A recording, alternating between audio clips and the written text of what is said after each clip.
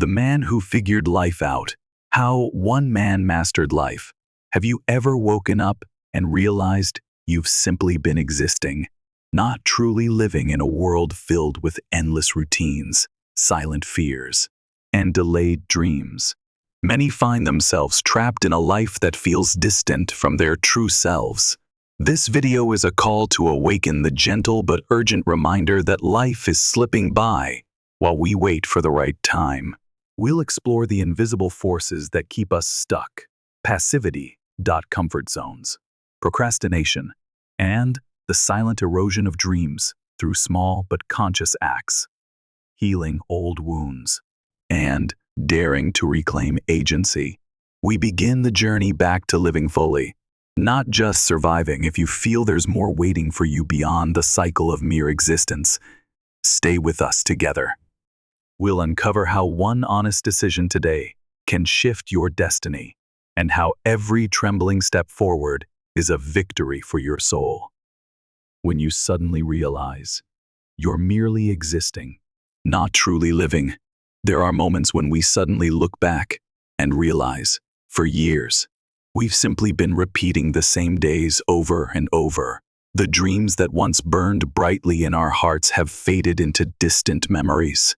The goals that once promised to change our lives have been quietly pushed aside by busyness and silent fears. We didn't consciously choose this life. We let it slip through our fingers like sand flowing between our hands each day. We wake up, go to work, fulfill obligations, answer messages, handle situations. But deep inside, there grows an emptiness, a feeling that we are living someone else's life, not our own. Strangely, most people experience this feeling, but lack the courage to confront it. We often comfort ourselves with thoughts like, someday, when things get better, when the time is right. Yet these promises to ourselves keep being postponed until one day we realize life waits for no one. This state isn't just simple procrastination. It's a sign that our inner being has been frozen by passivity, by a fear of failure, by old wounds left unhealed. When we no longer dare to dream, no longer dare to act, it means we are locking ourselves inside an invisible cage called existence. Awakening begins at the moment we dare to admit, I have been living like someone asleep. Only when we bravely face this stagnation do we have a chance to reclaim our lives, not through loud declarations or grand gestures, but through the quiet determination of small, persistent actions. True living doesn't reside in grand illusions. It begins the moment we stop waiting and start moving. The invisible enemy called passivity, and how it controls your life. There's a silent force operating in every life, more subtle than any failure, more dangerous than any mistake. It's passivity. No noise, no warnings, no announcements. It seeps into every day we live, every choice we refuse to make, every dream we set aside. Passivity doesn't appear as a crisis. Instead, it wears the mask of safety. Wait a little longer. Wait for a better opportunity. Be sure before you act. These reasons sound so reasonable. Yet as the years pass, we find ourselves stuck in place, while the things we once longed for remain distant. The most frightening thing about passivity is that it doesn't cause sharp pain. Instead, it kills us slowly in silence, through a life that is steady but soulless. We fail to realize that we are trading real living for the avoidance of discomfort. Passivity is not merely a lack of action. It is the result of old wounds, failures, and rejections convincing the mind that it's better not to try if left unchecked. This unconscious belief system will steer our lives in ways we won't even notice. Understanding this doesn't mean we should blame ourselves. Passivity isn't a fixed trait. It's a habit, and like any habit, it can be replaced if we are alert enough to recognize it is holding the reins. Awakening begins with admitting that we have allowed fear to guide our lives, and that even one small action today can begin to reclaim control over our destiny. Why we lose ourselves. Through repeated failures. Number 1. Starts life intending to become passive. On the contrary, most of us step into the world filled with intense desires to conquer, to explore, to change, but through repeated failures, rejections, and wounds, a silent belief is sown into the mind that trying is pointless, that we are not good enough, not strong enough to alter our fate. Martin Seligman, the father of positive psychology, called this phenomenon learned helplessness. In his famous experiments, he demonstrated that when animals or humans experience too many uncontrollable negative events, they gradually stop trying, even when the door to freedom stands wide open before them. Similarly, each time we fail without understanding why, each time we are rejected without healing, a part of us quietly surrenders, not because we lack ability, but because our belief in our power to make a difference is slowly eroded.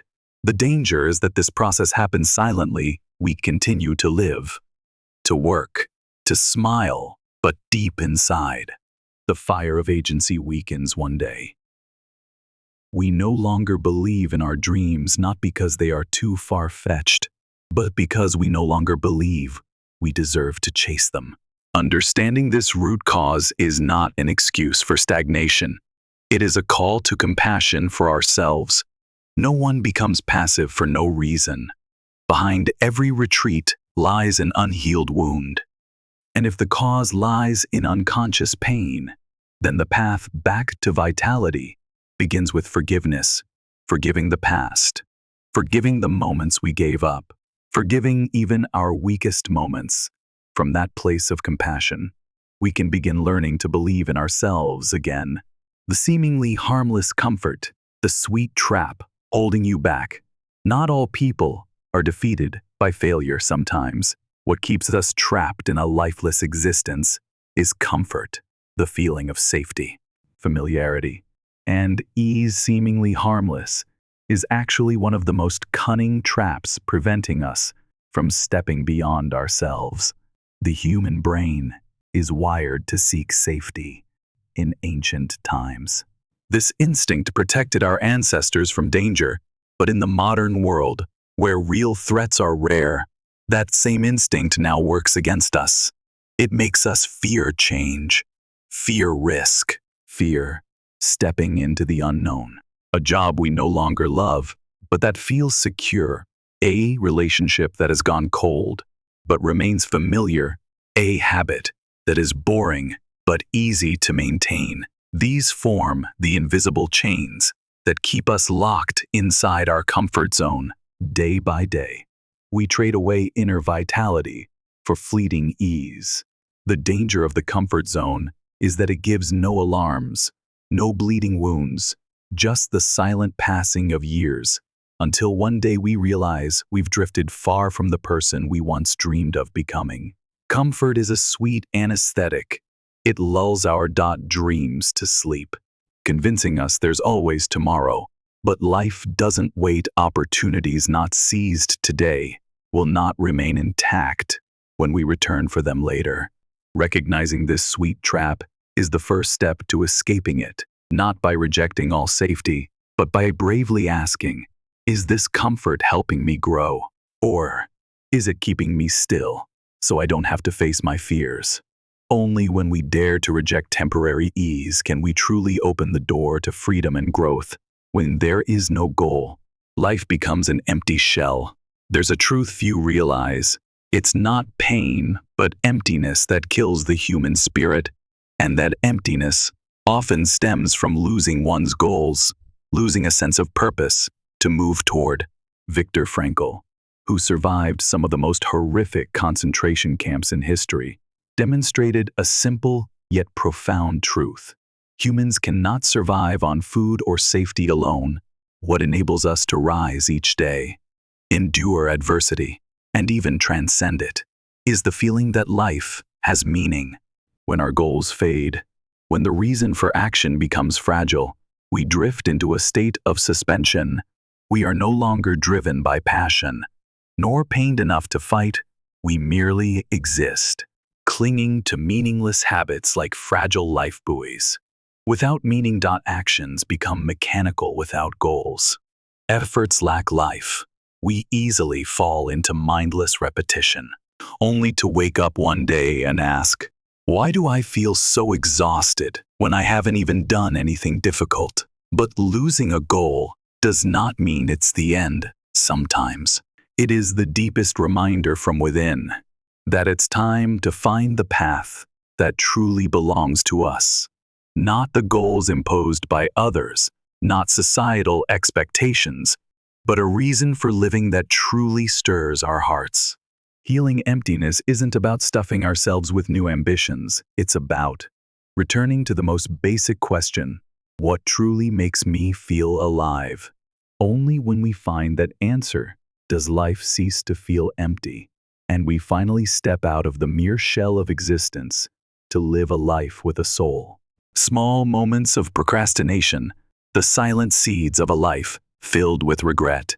If you look back, you'll realize most major turning points in life don't occur because of dramatic events, but through small, repeated choices made every day similarly.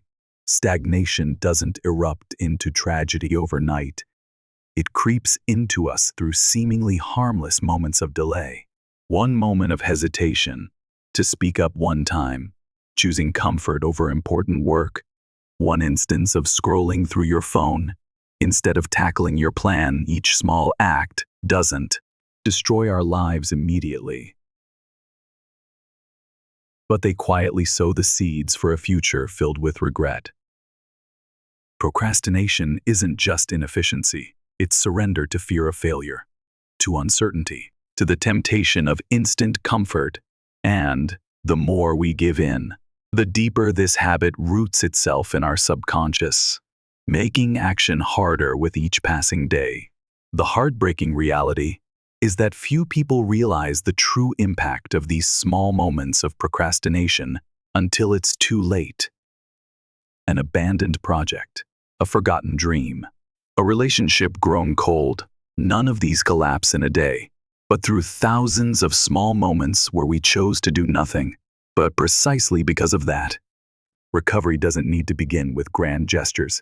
It starts with small opposing moments. A single time you dare to voice an idea. A single time you sit down to write. A single time you turn off your phone and face the task at hand. Each such moment plants a seed of initiative and true vitality. True healing isn't found in sweeping declarations.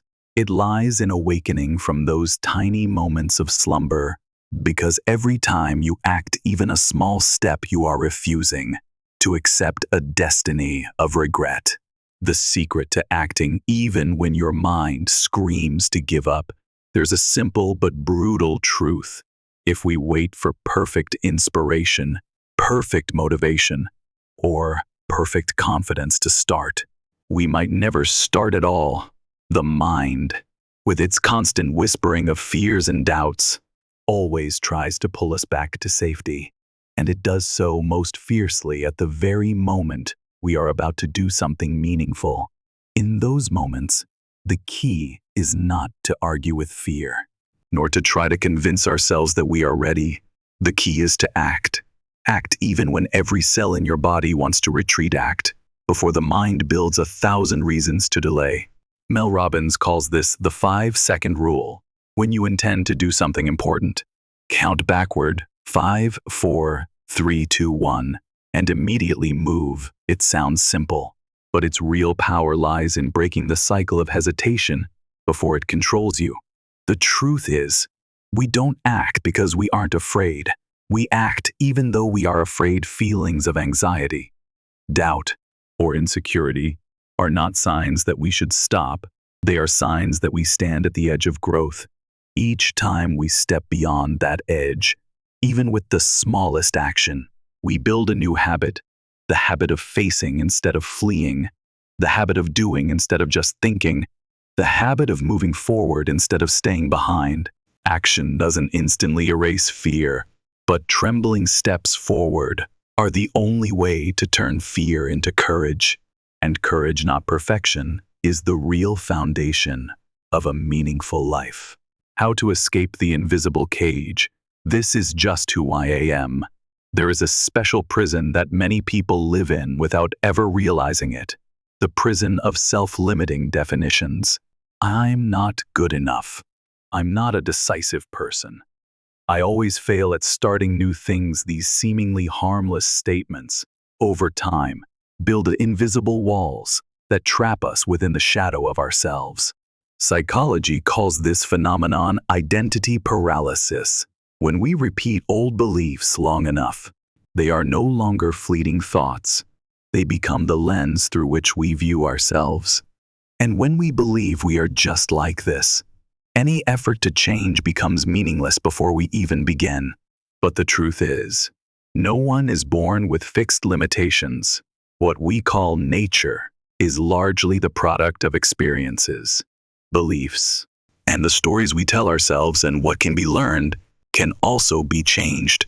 Carol Dweck, the renowned psychologist behind growth mindset theory, points out, those who believe abilities can develop will continually grow. Those who believe they are trapped by nature will close the door to growth, even when opportunity stands before them.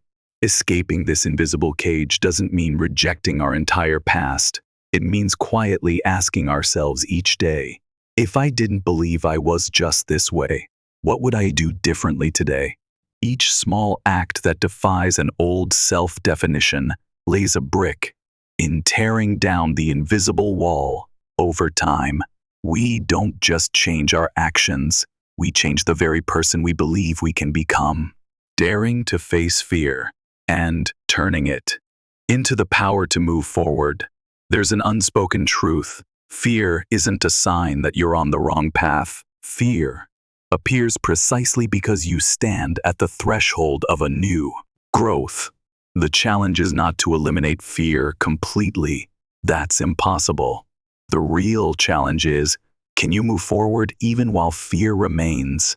Neuroscience shows that our brains react to psychological risks just as they would to threats to survival. When you set out to do something new, change careers, express your feelings, embark on a personal journey, the amygdala triggers a warning system, pushing you into defensive mode. But in today's world, most of the dangers our brains perceive are illusions. You're not facing a predator. You're facing fear of rejection, fear of failure, fear of not being good enough. And if you let that feeling dictate your actions, you forfeit the greatest opportunities for growth. The key is not to wait for fear to disappear. The key is to act while your heart is still trembling. Every time you step forward despite the doubts screaming in your mind, you rewrite the brain's reaction to fear. You train yourself in the most powerful skill, psychological flexibility, the ability to move forward amid uncertainty. A small act taken in fear today becomes the stepping stone of tomorrow's confidence. And confidence is not the result of perfect preparation. It's the result of thousands of trembling but persistent steps. So if you feel fear today, be grateful.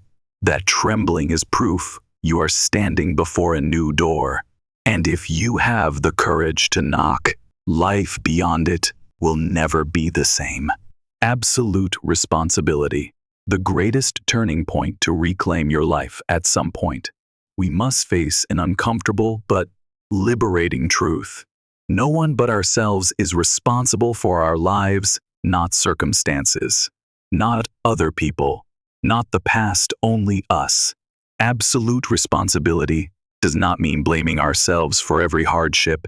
It means accepting that no matter what the past holds, from this moment forward, the choices are ours. How we react, how we act, how we move forward, all lies in our own hands. Many fear this feeling because it strips away all excuses, all reasons to delay. But within that starkness, we rediscover real power when there is no more blaming. There are no more limits when we stop waiting for salvation from outside. We begin the rebirth of ourselves. Jeff Bezos once said, "If you wait until you're 100% sure, You'll always be too late. Action creates clarity, not the other way around. We don't need to have all the answers before we begin. We need only one thing, the decision to take responsibility for the first step. And then, with each step forward, with every failure and every time we rise again, we forge an unbreakable belief that in the end, our lives are shaped by us. Healing from the roots. When action is no longer an escape, many people begin to change out of inspiration, out of the desire to rise, but just as many act as a way of escaping emptiness, escaping the fear of being left behind, escaping wounds that have never truly been touched. If we act merely to cover up pain, then no matter how busy we appear outwardly, there remains a quiet fracture deep inside. True growth does not come from doing more or trying harder. It comes from daring to face the parts within us that remain unhealed. Action born from healing is entirely different from action born from fear. When we heal, we no longer feel the need to prove anything to the world. We act because it is the natural expression of our truest being, without pressure, without strain. Healing begins with the courage to stop, to look at our failures not with judgment, but with compassion, to acknowledge that parts of us have been hurt, exhausted, broken, and it is precisely those parts, when embraced with understanding, that can dissolve and become sources of strength. When we act from a place of healing, even the smallest step carries a different energy. It is no longer a frantic race for validation, but a patient journey of nurturing inner wholeness. Healing is not a destination, it is the way we live each day, being honest with our emotions, patient with our process, and gentle with the old wounds, slowly mending. Because only when we act from the foundation of healing does life truly become a journey of freedom, wholeness, and deep meaning. When you realize others are also fighting in silence, in the journey of growth, there comes a quiet yet profound shift. We begin to see others through different eyes that no longer only see external behavior, but sense the silent battles each person is fighting within. When you see someone procrastinating, giving up, or avoiding opportunities, don't be quick to conclude that they are weak or lack willpower. Behind that passivity may lie old wounds unhealed, failures not yet mended, countless efforts that the world coldly crushed. We are often quick to judge when we only see the surface, but if we could listen to the untold stories, the dreams extinguished, the desperate struggles fought in silence, perhaps we would be left only with a silent, tender understanding. Understanding this doesn't just heal ourselves, it opens a door to truly understanding others. When we see the hidden pain behind actions, we stop imposing. We stop expecting others to rise above in the ways we think they should. Instead, we learn to accompany silently, patiently, and compassionately. Sometimes, what a person needs is not advice, but a gaze free from judgment, a presence that lets them feel, I am not alone in this battle. This understanding that everyone is carrying invisible burdens softens our hearts, soothes our own wounds, and from that gentleness, we build genuine connections, relationships based not on expectation, but on mutual respect for each other's journey toward growth. Because sometimes, awakening does not come from grand changes, but from the moment we pause and see, each of us is silently fighting to live true to ourselves, breaking the false beliefs about success, failure, and readiness. In the journey of development, there are invisible misconceptions deeply rooted in our minds. They not only limit potential, but also silently cause us to condemn ourselves for not meeting unrealistic expectations. One of the most dangerous misconceptions is the belief, only when I feel ready can I begin. The truth is, you will never feel fully ready stepping into something new. Always comes with fear and uncertainty, waiting for fear to disappear before setting sail. is like waiting for the sea to be perfectly calm. You will never depart. Another misconception: success is the result of innate talent. In reality, most people who achieve greatness start with very small, very ordinary steps. What makes them different is not that they were better from the beginning, but that they persevered daily, even when failure repeated itself. And yet another silent misconception: failure is proof that I am not good enough. No, failure is not a verdict. It is an inevitable part of learning and growing. Successful people are not those who never fail, but those who stand back up and learn from every fall. When we release ourselves from these misconceptions, the pressure inside us loosens. We no longer have to wait for the perfect conditions to live, nor do we judge ourselves by every minor mistake. We begin to understand that true growth comes from daring to act amid imperfection, from moving forward despite lingering fears. And it is through that very process, through imperfect steps, that we discover the profound strength hidden deep within us. Awakening from the dream, beginning to live a conscious life. There are times when we live as if in a dream, existing, but not truly awake. Each day passes in the cycle of work, responsibilities, and unconscious habits. We act, we strive, we push, but deep inside, a silent emptiness continues to grow.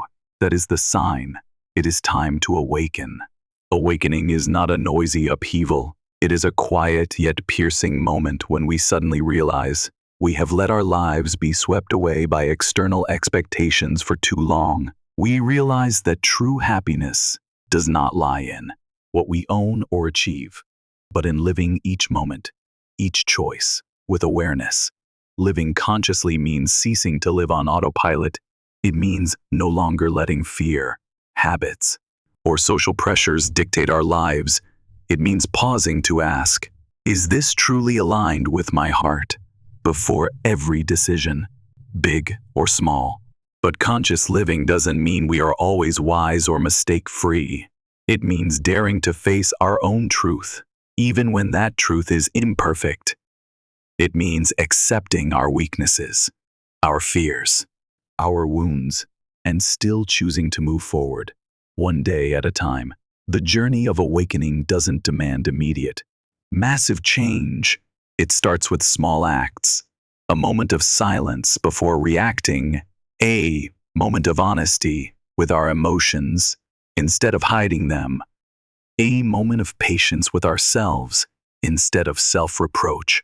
Each moment we live with full presence is a quiet declaration: I am living my own life. And, step by step, these small choices weave a life you can look back on with pride, a life you truly lived awake, not merely drifted through. The journey you have walked is not just a journey of the mind. It is a gentle reminder that you have the right to awaken, the right to take ownership of your life, the right to heal old wounds without needing to hide. Passivity, fear, wounds, and procrastination, each, when faced squarely, are no longer undefeatable forces. They are simply layers of mist you can walk through. As long as you dare to take a step, no matter how trembling, no one can live for you. No one can hand you freedom, meaning, or courage. And precisely because of that, every step forward, every moment of awakening, every active decision you make is a quiet, enduring, and noble victory. Life does not demand that you be perfect. It only asks that you be present, genuine, brave, and that you keep choosing to walk toward the light, even when the path ahead is still cloaked in mist. And perhaps, somewhere in the future, when you look back on this journey, you will smile and say, it was from that moment I truly began to live.